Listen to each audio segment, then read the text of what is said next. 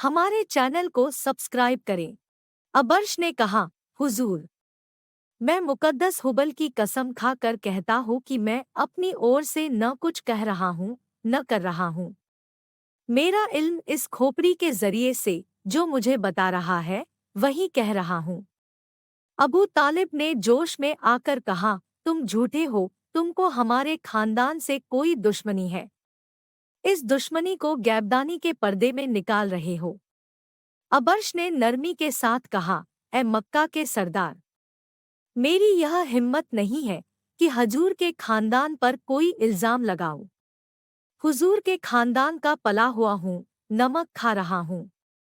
मेरे दिल व दिमाग में दुश्मनी का ख्याल तक नहीं आ सकता। जरा सब्र कीजिए और देखिए खोपड़ी क्या कहती है। अबू तालिब खामोश हो गए। अबर्श ने खोपड़ी घुमानी शुरू की, इतनी घुमाई कि वह गोल दायरा और फिर गोल दायरे से सिर्फ एक बिंदी बनकर रह गई। अबरश ने कहा, देखिए, खोपड़ी एक बिंदी बनकर रह गई है, पर देखिए और ध्यान से देखिए, यह बिंदी खुदाओं को जलील करने वाले का नाम बनकर चमकेगी। सब ने बिंदी को ध्यान से देखा। बिंदी फैलने लगी, फलते फैलते नाम बनी और निहायत आब व ताप से चमकने लगी।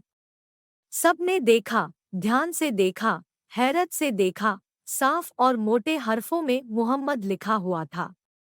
अबरश ने कहा, तुमने देख लिया, अब सुनो, अगर तुम अपने माबूदों को खुश कर लो तो जो फितना पैदा होने वाला है वह दब जाए।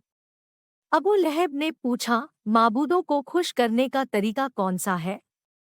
अबर्श ने कहा, यह खोपड़ी जवाब देगी। खोपड़ी अभी तक घूम रही थी। अब नाम गायब हो गया था और सिर्फ बिंदी ही बाकी रह गई थी। लोग इस बिंदी को बड़े ध्यान से देख रहे थे। बिंदी फिर फैलनी शुरू हुई और देखते देखते लफ्ज बन गई। संब ने पढ़ा, चमकदार लफ्जों में लिखा था, कुर्बानी। माबूदों को खुश करने लड़की की कुर्बानी। सब डरे हुए और सहमे हुए थे।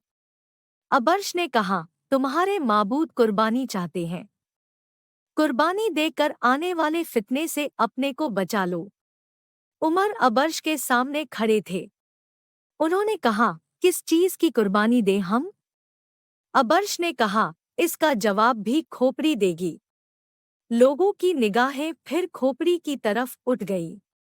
उन्होंने देखा कि यकायक मोटे लफ्जों में लिखा हुआ नजर आया, एक 10 साल की खूबसूरत लड़की। सब यह देखकर ताज्जुब में पड़ गए।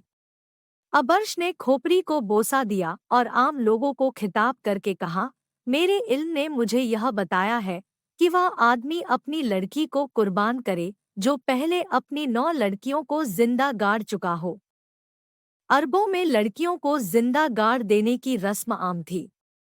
संगदिल और बेदर्द बाप अपनी मासूम बच्चियों को जिंदा गाड़ देते थे और इस पर बड़ा घमंड करते थे। अक्सर लड़कियां तो पैदा होते ही क्ल कर डाली जाती या जिंदा दफन कर दी जाती, पर कभी कभी ऐसा भी होता कि जब लड़की बड़ी हो जाती, मीठी बातें करने लगती, तो बेदर्द बाप पहले गड्ढा खोद आता और फिर लड़की को अच्छे कपड़े और जेवर पहनाकर बस्ती से बाहर ले जाता। उसको गड्ढे के किनारे पर खड़ा करके धक्का दे देता।